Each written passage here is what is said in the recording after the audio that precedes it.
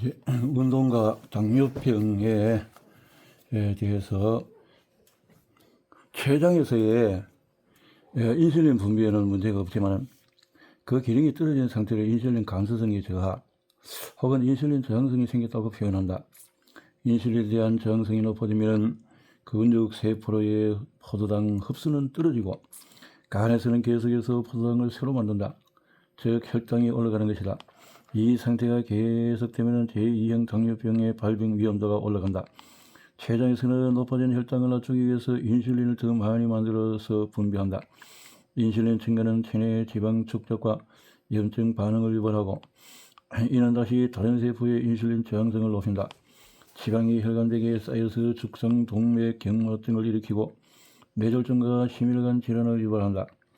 췌장의 인슐린 분비 세포는 과로로 인해서 그 기능이 저하되어 인슐린 분비가 줄어든다. 그야말로 악순환이라고 할 수가 있다. 규칙적이고 꾸준한 운동은 당뇨병 관리의 핵심 요소이다. 운동은 혈당 조절을 쉽게 하고 당뇨병 합병증을 예방하거나 그 진행을 지연시킬 수 있다. 운동으로 인한 근육 자극은 혈액 속의 포도당 소비를 촉진해서 혈당을 떨어뜨리고 지방의 사용을 늘려서 인슐린 저항성을 개선한다. 따라서 당뇨병 진단을 받은 환자가 제일 먼저 듣는 말이 바로 식이 조절과 운동을 하라는 말이다. 운동을 통해서 인슐린 저항성 개선은 약물 사용 가능성을 낮추고 실효적인 효과를 높인다. 당뇨병 환자의 운동을 통한 혈당 조절 개선 효과는 급성과 만성적인 인슐린 작용의 향상에 의한다. 인슐린 작용은 운동으로 속히 개선되어 운동 중의 운동 후에 2시간에서 72시간 동안 혈당의 저하를 보인다. 오랜 시간 운동하거나 운동 강도를 높이면 인슐린 감소성 개선 효과가 더 오래 갈 수 있다. 걷기나 자전거 타기, 또 달리기, 수영 등 유산소 운동이나 근력 운동 같은 저항성 운동 모두 인슐린 저항성 개선에 효과가 있다. 유산소 운동과 근력 운동을 병행하면 각각을 단독으로 하는 경우보다도 혈당 조절에 더 긍정적인 효과를 미칠 수 있다. 노인일수록 근력 운동을 통한 근육량 증가가 당뇨병 치료에 유용한 효과를 낸다. 운동은 당뇨병 환자의 삶의 질 증진에도 탁월한 효과가 있다. 2020년 한국 식품 커뮤니케이션 포럼에서 발표한 연구 결과에 따르면 신체 활동을 하지 않는 당뇨병 환자는 삶의 질이 저하될 가능성이 2.6배 더 높고 통증이나 불편감을 1.8배 더 겪을 수 있다고 한다. 운동은 환자에게 정신적인 안정감을 주고 스트레스를 줄인다.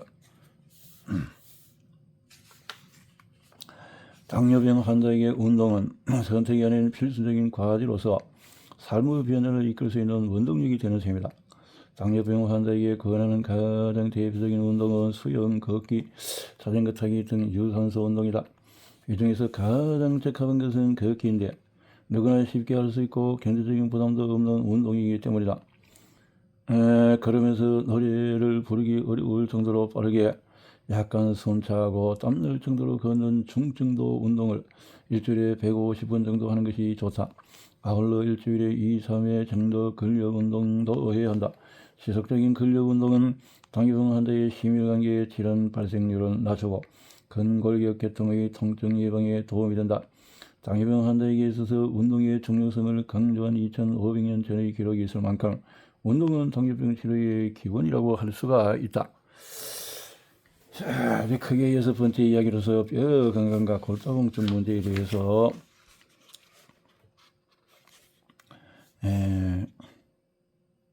뼈에 대해서 우리 몸의 뼈는 팔다리 뼈대와 또 몸통 뼈대에 대해서 이 뼈가 근골격이 탄탄해야 되는데 나이가 들어서 그것이 약해지면 넘어질 때 아주 위험한 경우가 있죠. 뼈는 신체 건강에 매우 중요한 존재지만 우리의 뼈의 우리는 그것을 간과하기 쉽다. 뼈는 우리 몸을 지탱하고 몸속 여러 장기를 보호하는 역할을 한다. 생존에 꼭 필요한 무기질인 칼슘의 저장소이며 또 백혈구를 만드는 골수가 있는 곳이기도 하다. 뼈를 정적인 조직으로 생각하겠지만 사실 뼈는 매우 동적인 조직이다. 저골세포가 새로운 뼈를 쉴 사이 없이 만들고 파골세포가 늙은 뼈를 제거한다. 저골세포와 파골세포에 의해서 뼈가 만들어지고 없어지는 과정을 뼈의 재구성이라고 하며 이 과정을 통해서 뼈의 양과 밀도가 일정하게 유지가 된다. 저골세포와 파골세포 간의 균형이 허물어지면 골다공증 같은 뼈 건강을 해치는 질환이 나타나게 되는 것이다. 그래서 뼈에 칼슘 항상성을 유지하는 호르몬은 칼슘 항상성 건강한 뼈를 유지하는 것은 그 저골세포와 파골세포의 균형을 잡아주는 것. 이에 관여하는 호르몬은 첫째로 부갑상샘 호르몬이 부갑상샘에서 만들어지는 칼슘 농도를 일정하게 유지하는 호르몬으로 혈액 내의 칼슘 수치가 떨어지면 분비가 증가한다. PTH나 뼈부터 칼슘을 가져와서 혈액 내의 칼슘 농도를 증가시킨다. 만약에 이 작용이 너무 강해지면 뼈의 강도가 떨어지고 결국 뼈가 약해진다. 칼시토닌. 두 번째, 갑상샘에서 만들어지는 호르몬으로 PTH와 반대로 작용해서 칼슘 농도를 일정하게 하는 데 이바지한다. 즉 칼슘 수치가 높으면 칼시토닌은 파골세포의 작용을 억제해서 뼈의 칼슘량을 높인다. 비타민 D. 소장에서 칼슘 흡수를 높이는 호르몬으로 비타민 D가 부족하게 되면 체내의 칼슘 수치가 감소한다. 아울러 PTH 분비를 자극해서 뼈의 파골세포를 활성화한다. 성장 호르몬은 성장이 뼈의 성장에 중요한 역할을 하는 호르몬인데 성인기의 뼈 건강을 유지하는 데 중요하다. 성장 호르몬은 저골세포를 활성화해서 뼈 형성을 돕는다. 따라서 성장 호르몬 결핍은 뼈 밀도의 점진적인 감소를 가져온다. 다섯 번째, 글루코코르티노이드. 부신비질에서 만들어지는 스테로이드 호르몬 하나로 저골세포의 기능을 억제하고 뼈 파괴를 증가시키는 작용이 있다. 저골다공증은 스테로이드 제제를 장기간 고용량 복용하는 사람에게서 나타나기 쉬운 부작용의 하나이다. 여섯 번째, 에스트로겐.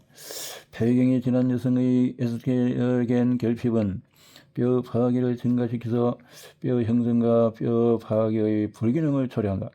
이로 인해서 폐경 후 여성은 뼈 무기질의 양과 강도가 심하게 저하될 수가 있다. 일곱 번째, 테스토스테론. 남성 호르몬 역시 뼈 건강에 중요한데 테스토스테론의 일부가 자연적으로 에스트로겐으로 전환될 수 있기 때문이다. 테스토스테론 수치가 낮으면 뼈 소실을 유발할 수가 있다. 자, 이제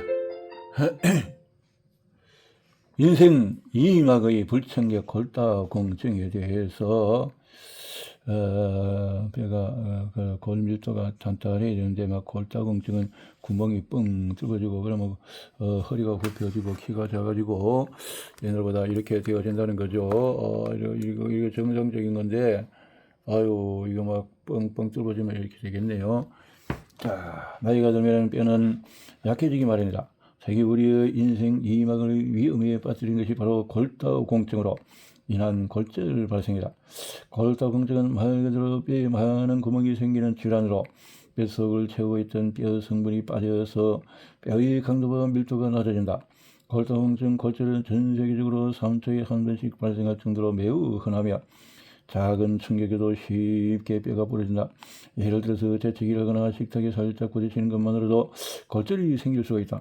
골다공증으로 인한 골절은 손목, 척추, 그리고 넓적다리, 관절 부위에 잘 발생한다. 골절이 한 번 생긴 사람은 재골절의 위험이 매우 커서 4명 중에 1명은 1년 이내에 재골절을 경험한다. 넓적다리, 관절 부위에 발생한 골절로 인한 사망률은 특히 높아 17.4%에 육박하네.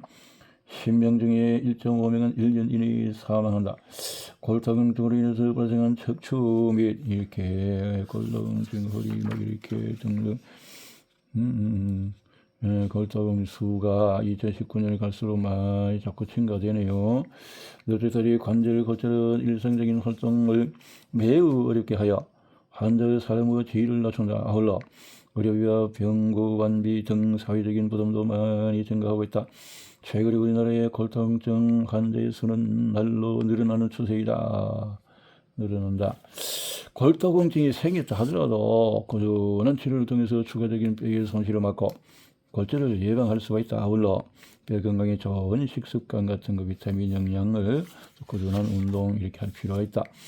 뼈에서 나오는 스트레스 대항 호르몬은 우리가 스트레스를 받으면 그에 대한 반응으로 부신수질에서 교감신경계를 활성화하는 호르몬 에피네프린이 분비되는데, 에피네프린은 토종호르몬 도피 반응에 매개하여 스트레스에 즉각적으로 대응할 수 있게 한다. 더 장기적인 스트레스 반응은 부신필에서 만들어지는 스트레스 호르몬인 코르티솔에 의해서 일어나는데, 그런데 부신 기능이 저하된 환자나 부신을 적출한 지역에서도 스트레스에 대한 급성 반응이 나타난다. 에피네프린이나 코르티솔이 없는데 어떻게 그럴까?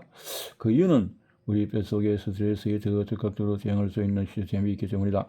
2019년에 미국 콜롬비아 대학교 연구팀은 뼈에서 분비되는 호르몬인 오스테오칼신이 스트레스를 못 지르는 역할을 하고 있음을 발견했다. 오스테오칼신은 2007년에 발견된 호르몬으로 뼈의 칼슘 요출을 억제하여 뼈 밀도를 유지하는 데 이바지하는 것으로 알려져 있다. 연구팀은 생쥐에게 스트레스를 준 뒤에 오스테오칼신 분비량을 관찰했다. 그 결과로 스트레스를 받은 쥐는 즉각 오스테오칼신을 분비해서 2에서 3분의 2의 최고 수치에 도달했고 3시간가량 지속이 됐다. 인간을 대상으로 한 실험에서도 비슷한 반응이 나타났다. 이러한 반응은 무척추 동물에서는 볼 수 없고 척추 동물에서만 나타난다. 스트레스를 받은 척추 동물은 혈액 내의 오스테오칼신 수치가 급증하는데, 오스테오칼신은 부교감신경 작용을 억제해서 교감신경을 활성화하는 데 도움을 준다. 에너지 원인은 포도당이 혈류를 통해서 순환하고 에너지를 소비하며 체온과 심장박동수가 증가한다. 오스테오칼신 분비는 나이가 들어감에 따라서 점차 감소한다. 따라서 나이가 들수록 골다공증 발생 위험도가 높아지고 젊었을 때보다도 스트레스에 대한 해소 반응이 줄어드는 이유도 오스테오칼신 감소와 관련이 있는 것으로 보인다. 뼈를 건강하게 하는 사랑 호르몬에 대해서 금시 좋은 부분은 당사자들만 행복한 것이 아니라 자녀에게도 좋은 영향을 끼친다.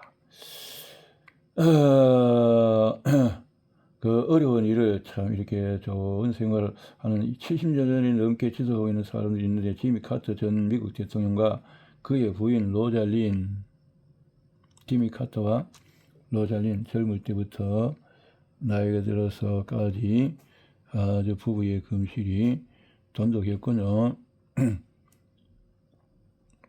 지미 카터는 1924년생으로 100세가 얼마 남지 않은 지금도 활발하게 야외 활동을 하고 사랑의 집, 지기 자선활동도 계속하고 있다.